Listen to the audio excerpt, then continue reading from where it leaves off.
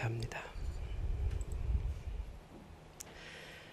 우리가 이 사순절을 누가복음과 함께 지나가고 있는데 지난주 새벽에 누가복음의 말씀은 이 자본주의 사회를 살아가는 우리들에게 정말 충격적인 도전이었던 것 같아요. 어떤 말씀이 있었는지 궁금하시면 새벽 기도의 말씀을 다시 들어보시기 바랍니다. 네. 유튜브가 굉장히 신비한 일이 있어요. 구독자는 계속 늘어가는데 조회수는 똑같아요. 이해할 수는 없지만 아무튼 그렇습니다. 네. 예수님께서 월요일날 그 누가복음 말씀에 월요일날 뭐라고 시작하시냐면 예수님을 따른다는 것은 자기 목숨까지 미워하는 것이다. 여기서 시작하세요. 충격이었죠. 우리는 다 내 목숨이 소중해서 예수님 따른다고 생각했는데 예수님은 그것까지 미워야 된다는 거예요. 굉장히 도전적이었는데. 근데 그리고 나서 보니까 일주일 내동 예수님이 돈에 대한 이야기 하시더라고요. 그래서 내가 미워하는 나 자신은 결국은 돈의 문제구나. 우리가 돈을 사랑하잖아요. 돈 때문에 목숨 걸기도 하고요. 돈 때문에 비열해지기도 하고요. 돈 때문에 이상해지기도 해요. 그런데 돈을 포기해야 된다는 거죠. 근데 어떤 식으로 포기하느냐. 그러니까 예수님 그렇게까지 말씀하셨어요. 자기의 모든 소유를 버리지 못하면 능히 내 제자가 되지 못하리라. 그러니까 이 말씀과 자기 목숨을 미워한다라는 말씀이 연결이 되는 거죠. 이 자본주의 시대가 더욱더 그렇습니다. 이 불의한 청지기의 비유도 굉장히 충격적이었습니다. 우리는 다 우리가 선하고 괜찮고 나름대로 좋은 사람이라고 생각해요. 내가 불의한 청지기라고 생각하지 않습니다. 그건 우리 착각이라는 거예요. 온 세상에서 가장 선하신 하나님 앞에서 우리는 내가 선하다, 착하다, 괜찮다, 하얗다라고 말하기가 어려운 사람들이에요. 그런데 하나님께서 우리에게 주신 것이 다 하나님의 것인데 이것을 내 것이라고 생각하고 이게 내 주머니에만 계속 쌓으려고 하면 그게 뭐 하는 거예요? 하나님의 것을 내 것으로 훔쳐가는 거라는 거예요. 이렇게 보면 돼요. 여러분, 공무원들은 그 나라 돈을 집행하잖아요. 그 돈을 자기 주머니에 넣으면 어떻게 됩니까? 그 횡령이잖아요. 똑같아요. 하나님께서 하나님의 모든 재물을 여러분에게 맡겨주셨는데 이거 내 거야 하고 내 주머니에만 집어넣고 하나님의 뜻대로 때에 맞게 주변 사람들에게 베풀지 않으면 그거 횡령이라는 거예요. 그런데 살 수 있는 방법이 뭐예요? 우리 다 이미 그러고 살잖아요. 사실은 다 내 거라고 생각하고 살고 있는데, 그러니까 그 불의한 재물로 다른 사람 좀 섬기면서 살아라. 다른 사람들도 하나님께 다 빚진 자들이에요.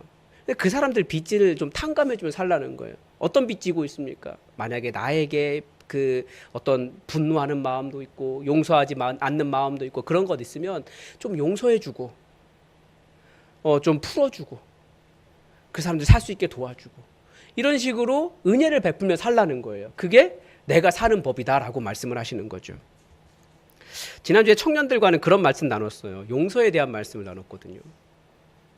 우리는 그 사람을 용서하지 않기 위해서, 그 사람에게 복수하기 위해서 용서하지 않으려는 마음도 있어요. 그런데 그런 거 용서하고 사는 것이, 분노를 내려놓고 사는 것이 그게 불의한 재물로 다른 사람에게 은혜 베풀며 사는 거예요. 그럼 내가 살아가는 거죠.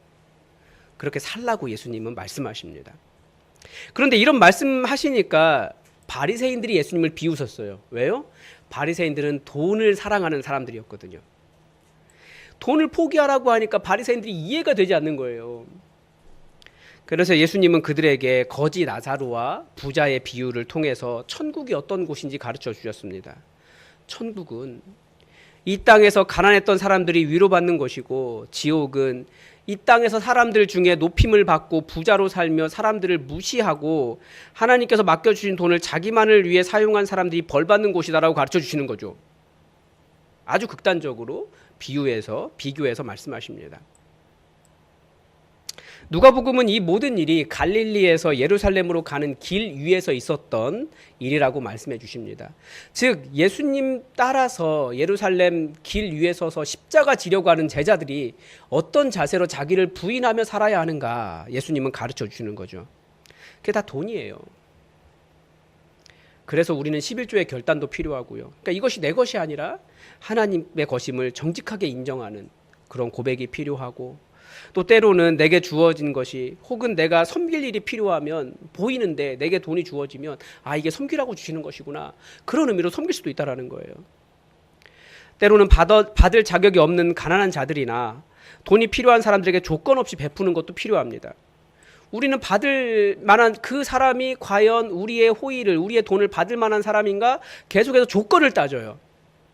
그런데 예수님이 이 말씀하시면서 뭐라고까지 말씀하셨습니까? 하나님께서 그렇게 우리가 다른 사람의 조건을 판단하는 일은 하나님께서 싫어하시는 일이라고까지 말씀하세요. 사람 앞에서 스스로 옳다 하는 자들이나 사람 중에 높임을 받는 그것은 하나님 앞에서 미움을 받는 것이니라. 이게 지난주 말씀, 금요일의 마지막 말씀이거든요.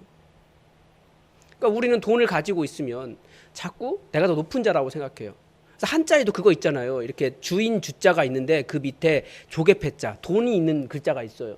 그러니까 돈 위에 주인 노릇 하려는 사람들이 있다라는 거죠. 그게 아니고 우리는 다 하나님의 것을 맡았기 때문에 겸손하게 하나님의 뜻대로 사용되기를 기쁘게 내어놓는 사람들이라는 것을 지난주에 우리 제자의 삶을 통해서 배울 수 있었습니다. 근데 오늘 본문은 지금 우리가 그렇게 내 돈 이렇게 계산하고 있을 때, 그렇게 정신이 팔려 있을 때 우리가 어디에 서 있는지 다시 말씀해 주십니다. 오늘 본문 뭐라고 시작해요? 우리가 예루살렘 길 위에 서 있다라는 것을 기억하게 해요. 제자들은 다 예루살렘으로 가는, 예수님 십자가 지러 가고 계시는 그 길 위에 서 있는 사람들입니다. 예수님께서 예루살렘으로 가시는데 지금 한참 길을 내려온 줄 알았는데 보니까 아직 사마리아와 갈릴리 사이를 지나시는 중이었다, 이렇게 시작하고 있는 거예요. 이게 무슨 말이냐면 갈릴리에서 예루살렘으로 가야 되는데 사마리아 땅이 중간에 있습니다. 그런데 그 아직 이제 막 출발한 초입이라는 거죠. 이미 예루살렘으로 출발하셔서 많은 이야기를 하신 것 같은데 다시 거기로 돌아간 이유가 무엇이겠습니까? 우리가 예수님께서 왜 그 예루살렘으로 가시려고 하시는지와 또 제자는 어떤 삶을 향해 나아가야 되는지 그 초입에서 명확하게 우리에게 다시 가르쳐 주고 계시는 거예요. 그러니까 신앙의 목표라고도 할 수 있는 거죠. 여러분, 말씀은 우리가 왜 신앙생활 한다고 가르쳐 줍니까? 우리 구원받기 위해서 신앙생활 한다고 가르쳐 줘요. 그런데 그 구원이 뭐냐는 거예요. 그래서 그 구원이 무엇인가에 대한 답을 오늘 본문에서 얻을 수 있습니다. 예수님께서 갈릴리와 사마리아 주변 지역, 그러니까 갈릴리에서 출발해서 사마리아를 통과하러 가시려고 했는데 그 사마리아 지역에서 이 10명의 나병 환자를 만나신 거예요. 이 지역은 어떻게 보면 갈릴리라고 말할 수도 있고 어떻게 보면 사마리아라고도 말할 수 있는 이 중간 지대인 거죠. 그런데 거기에 나병 환자들이 있었어요. 10명이나. 그 사람들이 왜 거기에 모여 있었겠습니까?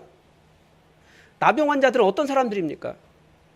나병 환자는 그 병이 들어서 마을에서 쫓겨난 사람들이에요.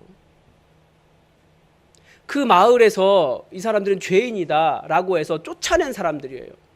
그러니까 갈릴리에도 속하지 못하고 사마리아에도 속하지 못하고 유대인도 있고 사마리아인도 거기에서 모여 있는 거예요. 그들의 비참함을 어떻게 표현할 수가 없죠. 가난하기도 하고 병들었고 각 지역 사람들로부터 자기 가족과 고향 사람들에게 더러운 자, 죄인이라고 정죄당한 사람들이었습니다. 그런데 예수님께서 그 예루살렘으로 출발하는 처음 이야기에서 이 이야기를 하신 이유는 예수님은 바로 그런 사람들을 위해서 이 땅에 오신 분이라고 하시는 것을 보여주고 계시는 것입니다.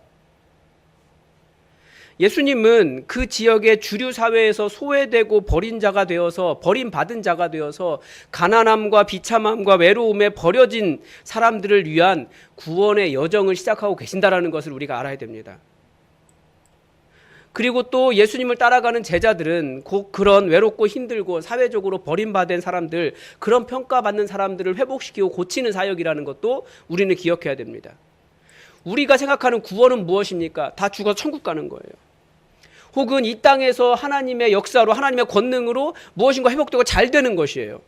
자꾸 높은 데로 올라가려고 해요. 그런데 구원자이신 예수님은 오히려 하늘 보좌를 버리시고 이 땅으로 내려오신 분이십니다. 왜냐하면 이 땅이 병들었고 눈물 흘리고 외롭고 비참하고 힘들어하는 사람들로 가득 차 있기 때문에 그렇습니다. 예수님은 그런 일 때문에 오신 거예요. 우리는 천국으로 올라가려고 하지만 예수님은 내려오신 분이시라고요. 그리고 또 그 예수님을 따라가는 제자들에게도 동일하게 요청하시는 것입니다. 올라가려고 하지 말고 내려와라.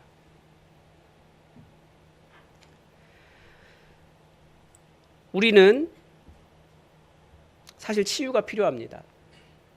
많은 사람들이 육체의 상처, 육체의 질병뿐만 아니라 마음의 상처도 있어요. 육체의 치유도 필요하고 마음의 치유도 필요해요. 예수님이 그런 사람들을 위해 오셨다라는 거예요. 그래서 예수님은 끊임없이 치유하시는 분이셨고 예수님께 나아오는 사람들을 고치시는 분이셨습니다. 그러니까 우리가 할 일이 무엇입니까? 여러분 구원을 바란다면 이 땅에서 여러분의 질병이 치유되도록, 여러분의 상처가 회복되도록, 여러분이 하나님께서 여러분을 회복하시도록 하나님께 나아가십시오. 근데 어떻게 나아갈까요?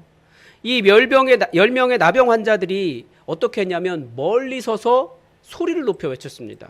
가까이 가지도 못한 거예요. 그런데 예수님에 대해서 멋있는 고백하고 있는 것도 아니에요. 다른 제자들처럼 예수님에게서 하나님 나라를 배운 것도 아니고 예수님이 어떤 분이시다 배운 것도 아니에요. 그러니까 예수님을 이상하게 불러요. 예수 선생님 이렇게 불러요. 이 독특한 표현이거든요. 예수님에 대해서 모르니까 그렇게 부르는 거예요. 그렇지만 예수 선생님 우리를 불쌍히 여기셔서 우리가 정확하고 멋있고 확실하고 신학적으로 전혀 틀림없는 그런 고백을 해서 예수님께서 우리를 치유하시는 것이 아니라 예수님을 부르면서 그분께 치유를 요청하는 사람들을 고치시는 분이시라는 거죠. 그러니까 여러분 치유가 필요하십니까? 멋있는 기도가 아니어도 괜찮습니다. 하나님에 대해서 온전한 지식을 갖고 있지 않아도 괜찮습니다. 주님의 구원을 바라고 주님께 부르짖을 때 주님은 여러분의 기도를 들으시고 여러분을 치유하시는 분이십니다. 거기가 바로 구원의 시작입니다. 그래서 주님께 요청하십시오. 그런데 독특한 장면이 나와요. 그렇게 요청했는데 예수님께서 그들을 보셨다라고 되어 있어요. 예수님께서 보신 것은 그냥 슬쩍 이렇게 스쳐보고 저기 10명 있네 이렇게 보신 게 아니에요. 그들을 불쌍히 여기시며 내가 저들을 치유하러 이 땅에 왔다라고 하는 그 사랑의 마음으로 그들을 깊이 바라보신 거예요.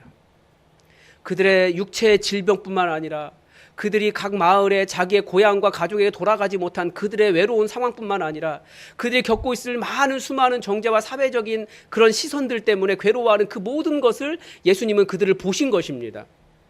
그리고 주님은 여러분이 그렇게 주님께 요구할 때 그냥 슬쩍 보고 그래 필요해? 그런 수준이 아니시라는 거예요.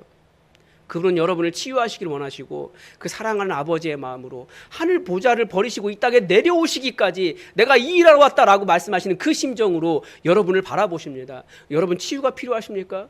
하나님의 도우심이 필요하십니까? 정확하고 멋있는 고백이 아니어도 주님께 나아가 주님 저 좀 불쌍히 여겨주세요. 주님께 울며 기도하십시오. 주님이 그 기도 들으시는 분이십니다. 거기가 구원의 시작입니다. 그런데 예수님의 이 구원은 또 다른 측면을 보여줍니다. 차원이 있다는 거예요. 우리는 개인적인 구원, 개인의 어려운 상황에서 벗어나는 것을 어떤 구원받았다라고 생각을 하는데 예수님의 구원은 또 다른 측면이 있어요. 예수님께서 다른 환자들, 병자들을 치유하실 때는 손을 얹기도 하시고 때로는 정말 안타까운 마음에 끌어안기도 하시고 그렇게 치유를 하셨는데 이번에 예수님의 치유는 달랐습니다. 예수님은 그들에게 손을 얹지도 않으셨고 그들에게 가까이 다가가셔서 다른 나병 환자처럼 이렇게 안아주지도 않으셨어요. 그들에게 가서 제사장에게 너희 몸을 보이라 라고 말씀하셨습니다. 왜 그렇게 하셨을까요? 이 병이 치유되는 것, 이스라엘은 나병 환자가 치유되었을 때 제사장에게 가서 몸을 보이고 제사장이 이 사람 깨끗하게 되었습니다 라고 하는 선포를 하고 예식을 행하도록 했습니다. 즉 구원의 또 다른 측면은 개인의 치유만을 의미하지 않습니다. 구원은 공동체와의 회복이라는 거예요. 그들이 계속해서 치유받았는데 자기의 고향과 마을로 돌아가지 못하고 여전히 이방 주변 지역에 머물러 있으면 그들의 구원은 온전한 게 아니에요. 그러니까 우리도 구원은 항상 공동체와의 회복의 관계가 있습니다.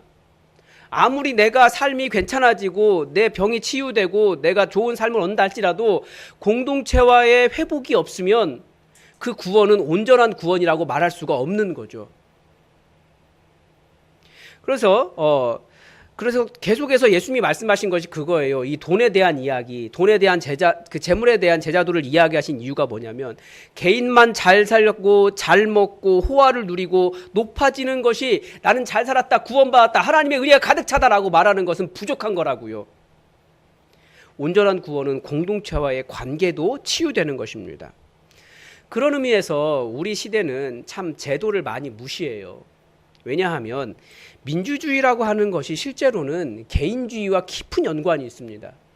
민주화가 될수록 개인주의화돼요. 그래서 제도를 무시하게 되죠.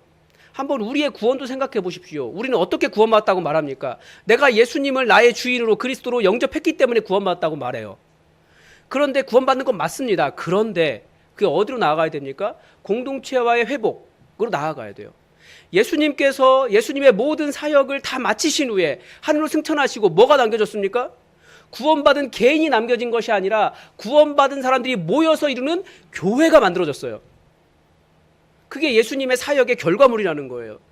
근데 이 시대는 개인주의화 되면서 나 예수님 영접했고 나 믿는 사람이야, 교회 필요 없어, 나는 거기 안 나가도 돼, 이런 생각하고 산다는 거예요. 젊은 세대일수록. 그래서 젊은 많은 세대들이 왜 교회에서 사라져갑니까? 다 인터넷 예배 드리고 있어요. 인터넷 예배 드리면 멋있는 예배, 아름다운 찬양, 모든 것이 완벽한 방송을 볼 수 있어요. 그런데 그건 공동체와의 회복은 아니라는 거죠. 거기서 멋있게 설교하는 목사님이 절대 그 인터넷으로 예배 드리는 성도를 위해서 기도해 주지 않아요.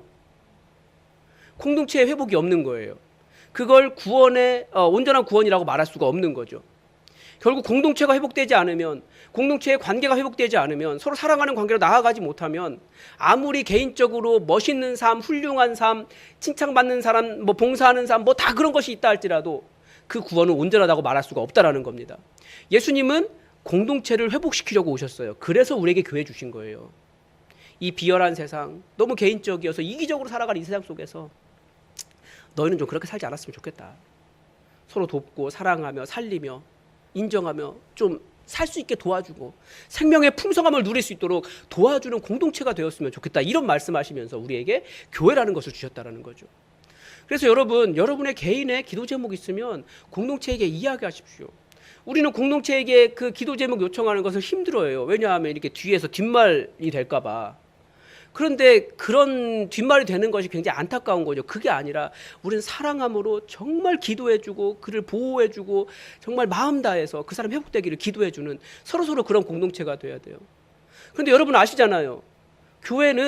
우리 기도는 혼자 하는 기도보다 둘이, 셋이, 공동체가 모여서 하는 기도가 훨씬 더 강력해요. 그래서 제가 수요 기도회를 위해서 기도하는 게 그거예요. 왜 수요 기도회 함께 기도하는 줄 아십니까? 함께 기도해야 되는 줄 아십니까? 그 기도가 강력하기 때문에 그래요. 그게 공동체예요. 제가 이따 얘기해야 되는데 지금 먼저 이야기하면, 전 지금 굉장히 요즘 신비한 경험들을 하고 있어요. 수요 기도회에 주여 이번 주에도 우리에게 VIP를 보내주십시오 기도하고 있어요. 지지난주에 그런 기도했는데 어떻게 된 줄 아십니까?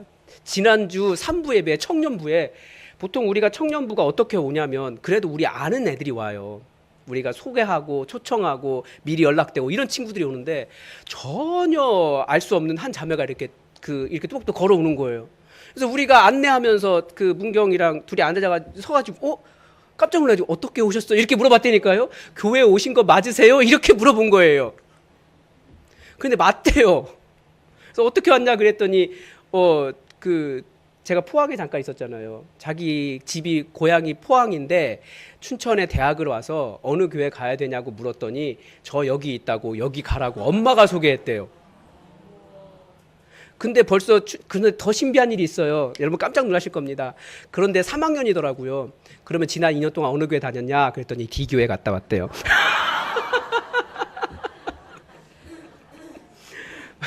희한해요. 우리가 기도했는데 하나님이 보내주신 거예요. 지금 청년부가 그 작년에 이맘때에 비하면 4배, 5배가 성장했어요. 이렇게 세보니까 예배 나오는 애들이 25명이에요. 한꺼번에 나오지 않아서 그렇지.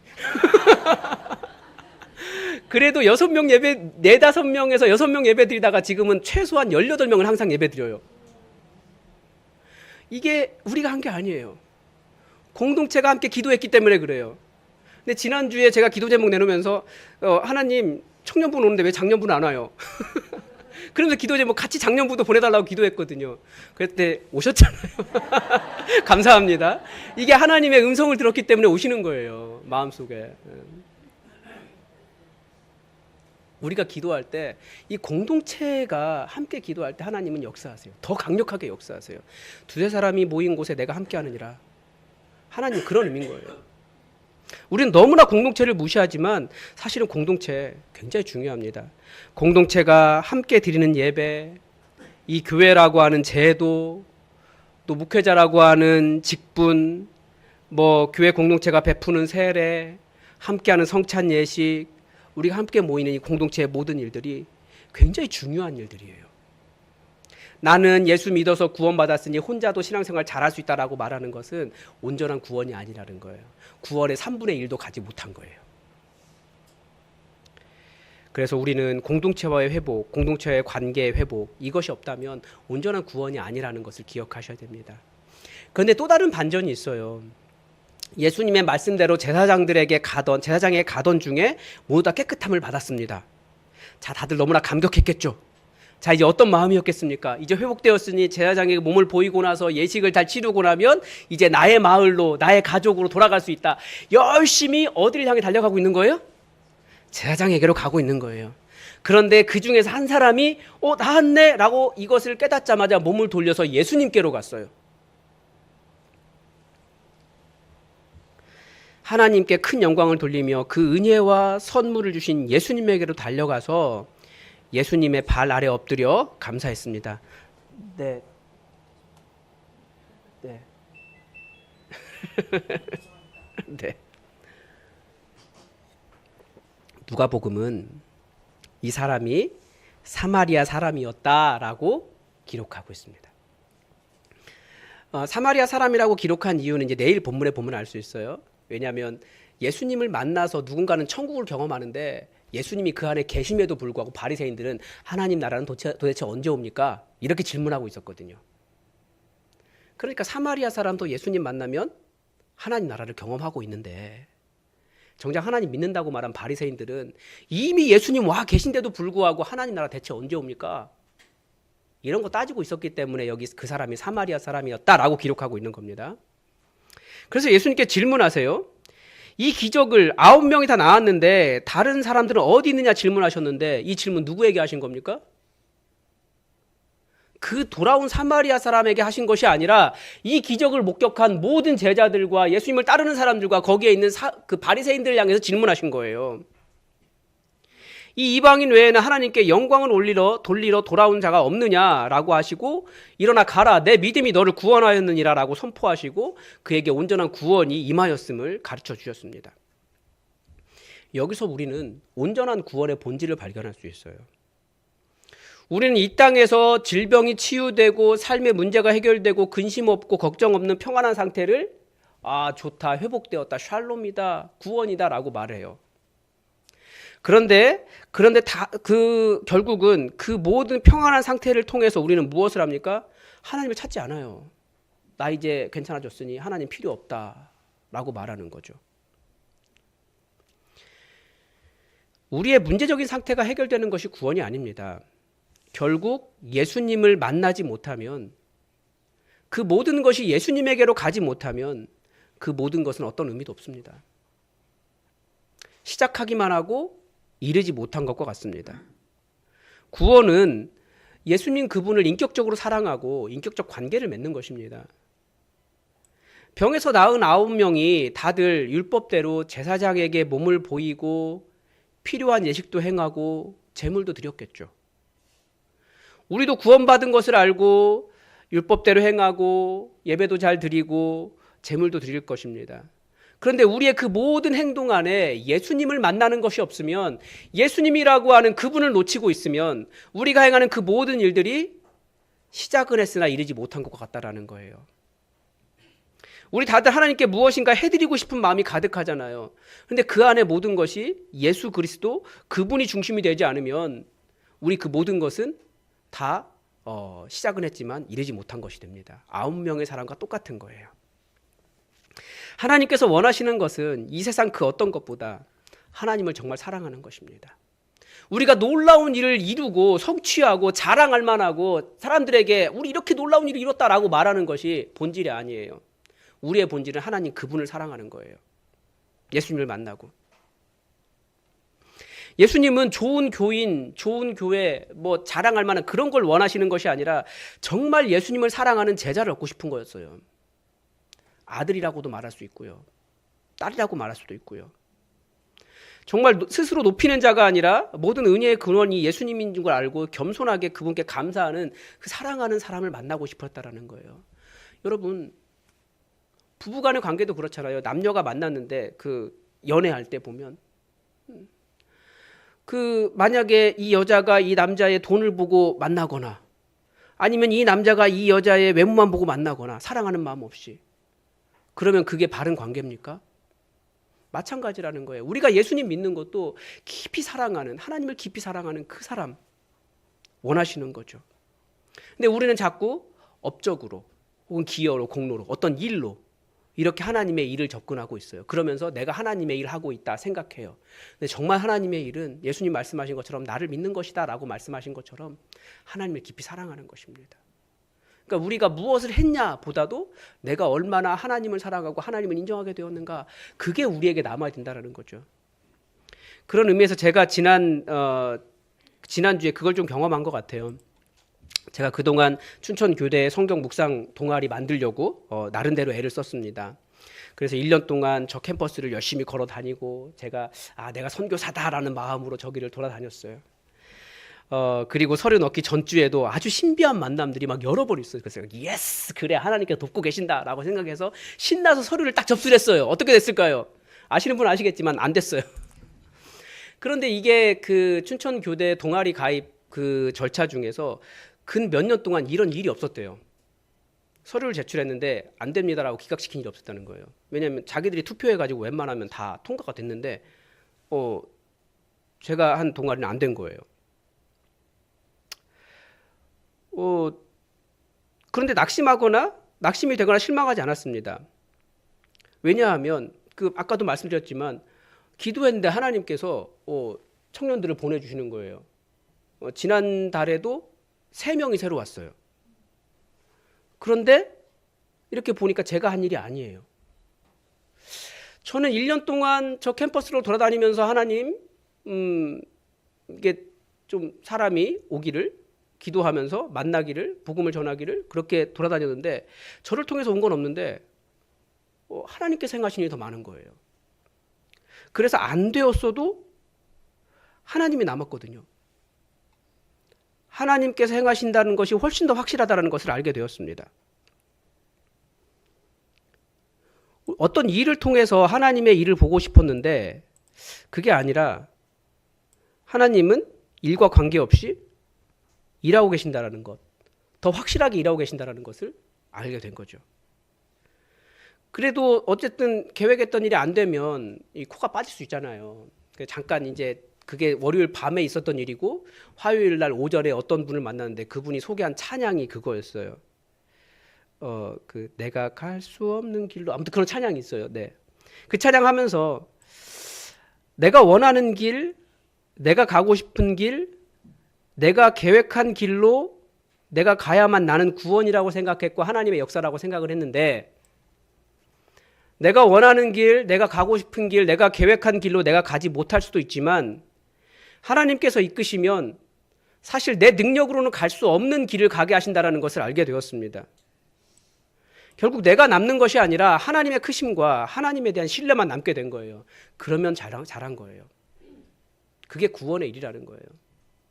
내가 원하는 대로 다 치유되지 않고 내가 원하는 대로 다 회복되지 않아도 결국 하나님을 제대로 신뢰할 수 있으면 그게 구원의 온전함이라는 거죠. 우리는 성공을 통해 내가 원하는 것을 이루려고 하지만 하나님은 오히려 우리의 실패를 통해 내가 할 수 없는 일을 오히려 경험하게 하십니다. 생각해 보니까 그래요. 우리는 계속해서 실패를 경험해 왔어요. 교회 세우고 1년 만에 어떻게 됐습니까? 코로나 왔어요. 그런데 우리 교회 어땠습니까? 오히려 코로나 때 더 정착하고 잘 됐어요. 이거 신비예요. 내가 잘했다, 우리가 잘했다 말하고 싶지만 사실은 하나님께서 하신 거예요.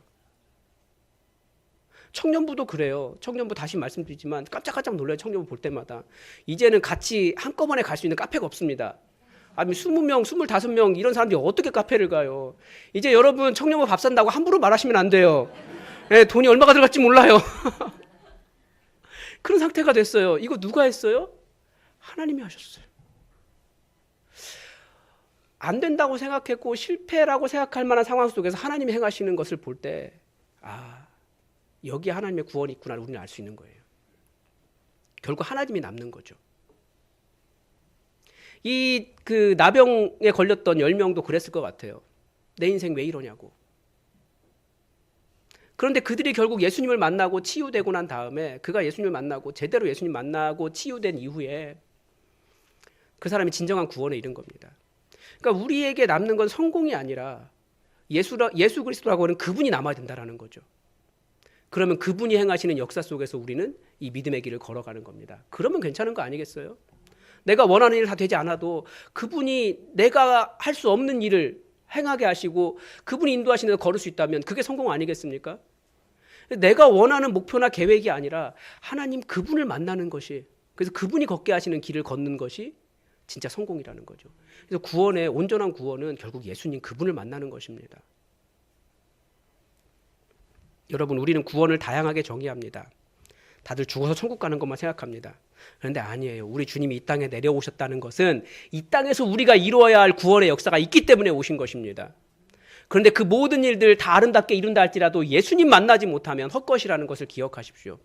우리의 중심은 예수 그리스도 그분께 있어야 됩니다. 그분을 만나면 내가 계획한 일, 내가 원하는 일, 내가 생각했던 일대로 되지 않아도 훨씬 더 놀라운 승리의 길을 걷게 하십니다.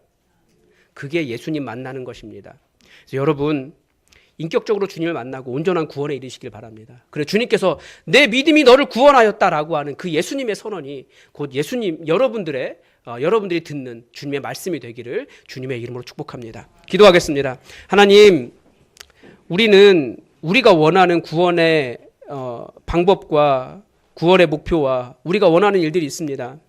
그러나 하나님, 그것을 내가 원하는 일을 구원이라고 이야기하지 않게 하시고 오직 예수님 제대로 만나고 예수님과 함께 살아가고 예수님 때문에 온전한 믿음의 길을 걷는 것을 진정한 구원으로 알고 감사하며 찬양하며 우리에게 구원 주신 주님의 역사를 노래하며 살게 하여 주시옵소서. 주님, 우리가 많은 일을 이룬다 할지라도 예수님 만나지 못하면 다 헛것이라는 것을 알게 하시고 정말 주님 제대로 만나고 주님 사랑하고 주님과 함께 동행하고 그렇게 주님 만난 힘으로 공동체 이루고 이곳에 천국을 이루며 살게 하여 주시옵소서. 우리가 이미 임하신 예수님 제대로 만나고 살기를 원하며 예수님의 이름으로 기도드립니다. 아멘. 우리 찬송가 280장으로 우리 하나님께 찬양 올려드리겠습니다.